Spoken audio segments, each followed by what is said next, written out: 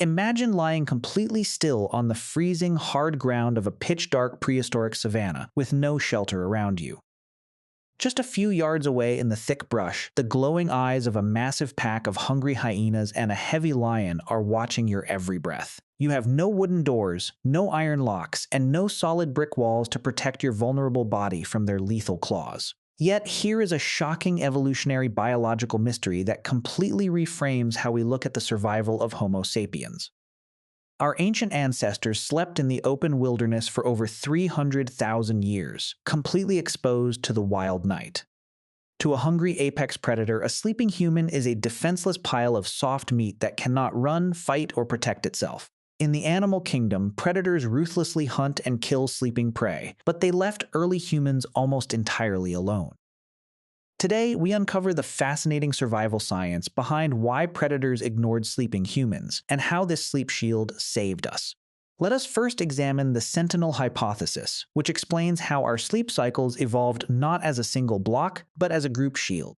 In a prehistoric tribe, sleeping in a deep, unbroken 8-hour coma was a highly dangerous death sentence for everyone. If every single member of the camp fell asleep at the exact same moment, the entire tribe would be defenseless.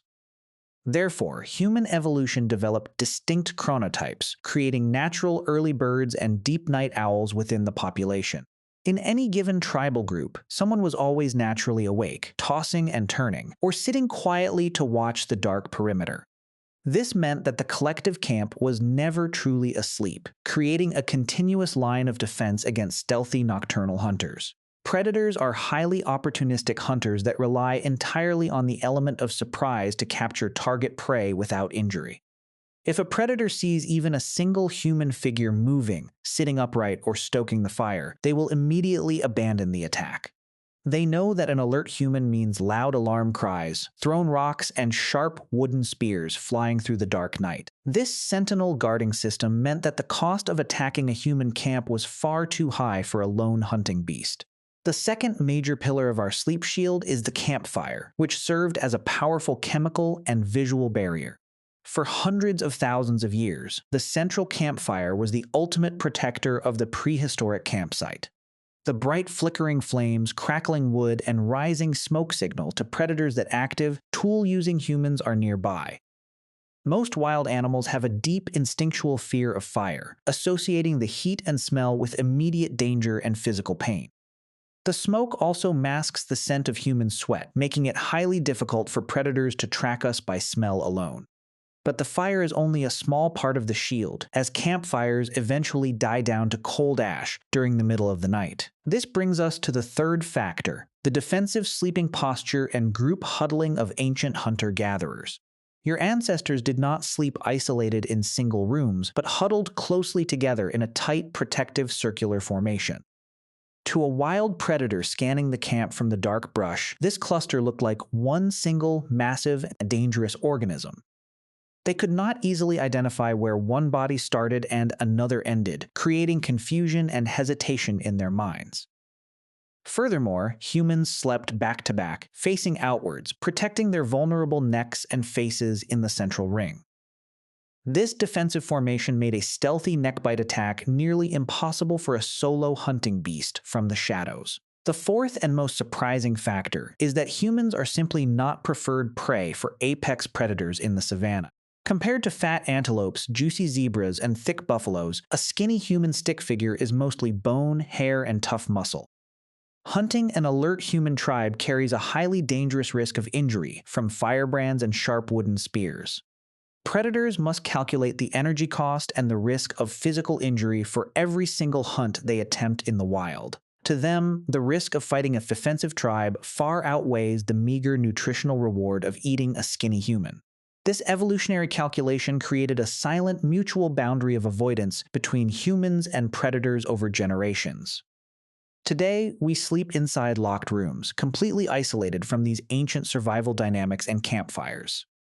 But our brains still carry the Sentinel code, waking us up at midnight to ensure the camp is safe. The next time you toss and turn in the dark, remember that your ancestors survived the wild nights of the savanna. You are the descendant of ultimate survival champions who slept peacefully under the eyes of lions. Trust your ancient biology, quiet your modern mind, and sleep in absolute safety tonight. Let us dig deeper into the famous study conducted by anthropologist Polly Wiesner regarding nighttime campfire dynamics. Wiesner documented that the campfire completely changed how humans communicated, shifting from daytime work to nighttime storytelling.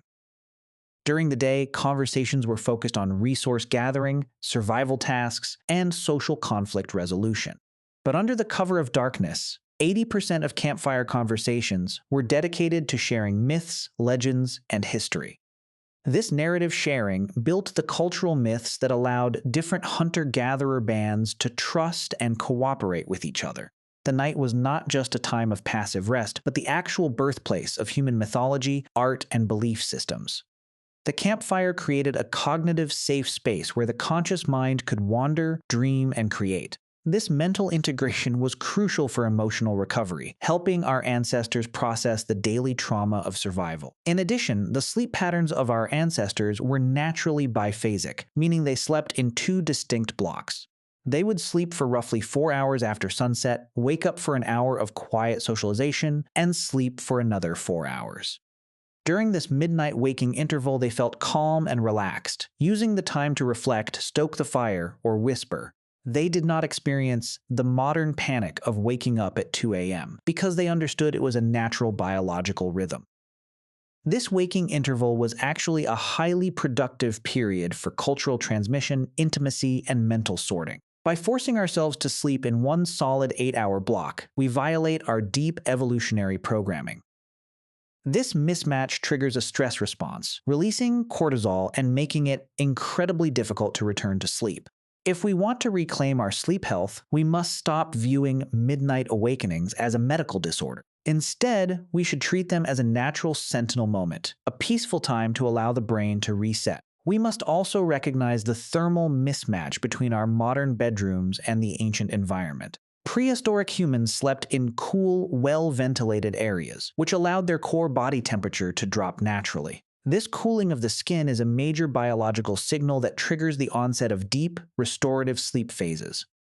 Today, we keep our homes warm and sleep under heavy blankets, trapping heat and causing restless nights. By lowering our bedroom temperature, we align our environment with the ancient thermal cycles of the Earth. Furthermore, we must address the sensory mismatch caused by the constant presence of artificial lighting. The warm, low-frequency wavelengths of firelight do not suppress melatonin production in the pineal gland. But the bright blue light from our modern screens mimics the midday sun, keeping us in a state of high alertness. To fix our sleep, we must dim our lights after sunset, allowing the natural darkness to trigger our hormone cycles. Realigning our modern lives with these ancient evolutionary signals is the key to resolving chronic sleep issues. Your body and brain have been perfected over millions of years to find peace and recovery in the dark night. Stop fighting your biological inheritance with screens, artificial heat, and constant cognitive anxiety. Embrace the dark, cool your body, honor the sentinel waking moments, and let your body rest. You are the legacy of a resilient lineage that conquered the prehistoric wilderness through cooperation and intelligence. The campfire has died down, the sentinels are on duty, and the camp is completely safe. Close your eyes, breathe the cool air deeply, and fall into the deep, wild sleep of your ancestors. In the wild, your ancestors also experienced a natural seasonal shift in their daily sleep patterns. During the short days of winter, they slept longer, adapting their metabolism to the cold environment. In the long days of summer, they slept less, using the daylight hours to gather abundant resources. They did not force a rigid artificial 8-hour schedule every single day of the year like we do. This natural flexibility kept their circadian rhythms highly adaptable and resilient to changes. By forcing our bodies to follow the exact same schedule year-round, we create chronic sleep fatigue. We must allow ourselves to rest more during the dark winter months to align with our biology. Listen to the seasonal needs of your body and adjust your rest to match the natural cycles. Anthropologists note that ancient tribal sleeping spots were always chosen based on wind protection and dry ground. They built simple windbreaks from branches and leaves to shield themselves from cold night drafts. This simple physical barrier kept the immediate sleeping microclimate warm and comfortable. Sleeping in groups also allowed them to share body heat during exceptionally cold winter nights. This collective warmth was a crucial factor for survival before the invention of heated homes. Our modern sleeping arrangements completely isolate us from this ancestral group protection. By sleeping alone in silent rooms, we increase our subconscious feelings of vulnerability. Reconnecting with natural warmth and group security can help ease deep-seated sleep anxiety.